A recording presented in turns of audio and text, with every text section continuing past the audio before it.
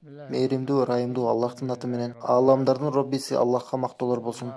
Салам жана салаваттар биздин пайгамбарыбыз Мухаммадка, анын үй бүлөсүнө жана бардык сахабаларына болсун. Рамазан айы Аллаху акбар деп көп Аллахка такбир айтып, аны улуктоо менен аяктайт. Аллах Таала айтат: "Орозонун күндөрүн толуктагыла. Силерди туура жолго салганы үчүн Аллахты улуктагыла, мүмкүн шүгүр келтирерсиңер." Жана ошондой эле Рамазан айы фитр садака берүү менен аяктайт. Бул аркылуу жан дүйнө тазаланат. Жана орозодо кетирилген кемчиликтер толукталат. Же бул орозонун үстүнө дагы кошумча жакшылык иштер менен жана соопчулук амалдар менен толуктоо болуп эсептелет.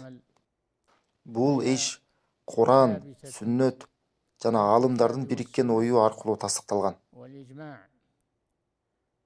Аллах Таала айтат: "Ийгиликке жетти ким тазаланса, Роббисинин атын эскерип, намаз окуса." Бул аят фитр садака тууралуу түшкөн деп айтышкан. Тазаланса дегендин мааниси садака берген болсо, фитр садаканы берген болсо. Роббисинин атын эскерип намаз окуса, мааниси айт намазды окуса. Жана бул эки амал аркылуу бул берекелүү ай аяктайт. Фитр садаканын өлчөмү пайгамбардын саасына барабар 1 саа болуп эсептелет. Пайгамбардын 1 саа деген өлчөмү болжол менен 3 килограммга барабар. Эгерде кайрымдуулук катары мындан көбүрөөк берсе да, ал жакшылыктын үстүнө кошумча жакшылык болуп эсептелет. Фитр садака муктаж болгондорго берилет. Өзгөчө майрам күнү. Анткени майрам күнү негизи көптөгөн дүкөндөр ачылбайт. Жана майрам күнү адам акча таба тургудай, адам үчүн жумуш дагы жок болот. Ошондуктан фитр садака аларга чоң жардам болот. Ал аркылуу адамдар менен бирге кубанат, адамдар менен бирге тамак жейт, эгерде аларга фитр садака берилген болсо. Бул чоң жакшылык. Ошондой эле бул берекелүү айда болгон жакшылыктардын эң сонун аяктоосу болуп эсептелет. Жана бул 1 саа өлчөмүндө берилет.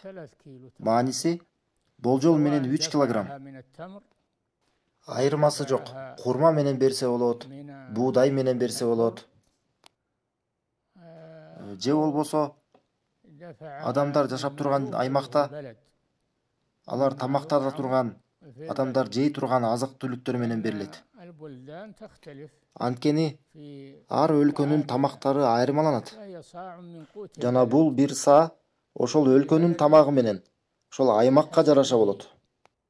Айт майрамына чейин 1 күн мурда же 2 күн мурда берсе болот. Жана эң жакшы бериле турган убактысы бул майрам күнү айт намазга чейинки убакыт. Айт майрам күнү айт намазга чейин берүү бул эң жакшы. Ага чейин деле 1 же 2 күн мурда берсе деле эч нерсе эмес. Эгерде айт намазына чейин бере албай кечигип кала турган болсо, анда сөзсүз түрдө айт майрам күнү бериш керек болот. Айт намаздан кийин болсо дагы бере берет. Бешемден кийин береби же асырдан кийин береби?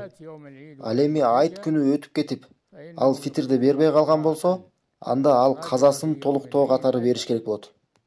Бул айт күнү берилет. Айт күнүнөн кийин берилсе, бул казасын толуктаган болот. Жана кимдин мүмкүнчүлүгү болгон болсо, ал сөзсүз түрдө муну бериш керек. Жана бул фитр садака муктаж болгондорго берилет. Бул орозо кармаган адам үчүн туура эмес же пайдасыз сөздөрдөн жана амалдардан тазалануу.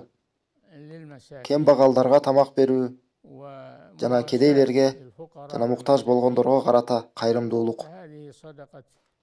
Жана бул Рамазан айынын фитр садакасы андагы болгон жакшылыктар менен, фазилеттери менен жана ал аркылуу табыла турган сооптор менен. Жана Аллах жакшыраак билүүчү, жана Аллахтын саламы жана салаваты биздин пайгамбарыбыз Мухаммадка, анын үй бүлөсүнө жана бардык сахабаларына болсун.